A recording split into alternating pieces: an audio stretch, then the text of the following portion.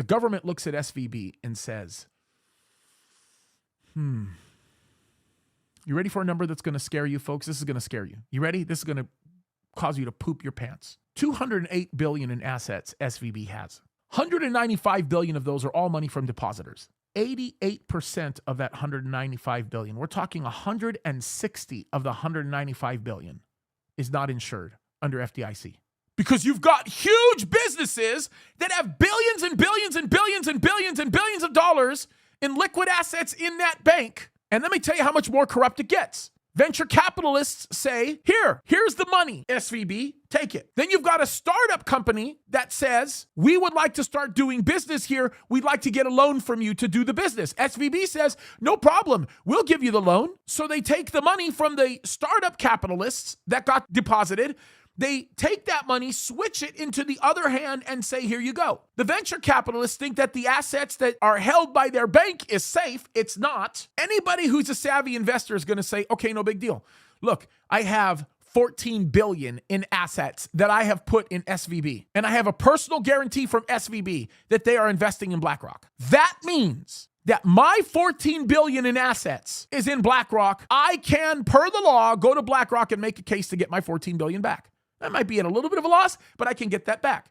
You go to BlackRock and you say, BlackRock, I'm calling in on my mutual fund. I want that portion of the assets that are managed by you back. BlackRock says, dude, we've looked this up. You're not on the record. You begin to get really, really worried, and you go back and you look at the agreement for the mutual fund that you just purchased through SVB, and it says in the fine print that SVB assumes the general assumption of the risk. No, they don't say that. They say that when the investment is made, it is made by SVB and you are not named anywhere in the investment. Now, why is that a problem?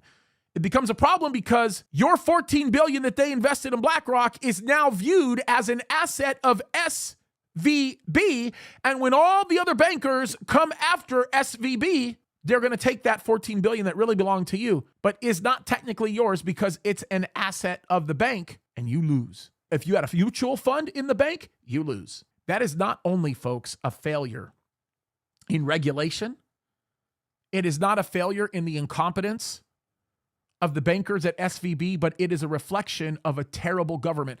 I want you to understand something. It is so tempting and it is so easy to blame the bankers at SVB and say they're so busy on the woke industrial complex, figuring out how to do all kinds of things. They've spent $5 billion here and $4 billion there and $3 billion here, and they're doing all of that. And it's so easy to look at them and take the political jab and say they failed because they were so busy being woke. But in reality, the reason why they failed was because their government forced them into failing, because it is their desire to eliminate cash in society. Folks, that's what it really comes down to. And when we talk about SVB affecting you, that's exactly how it affects you.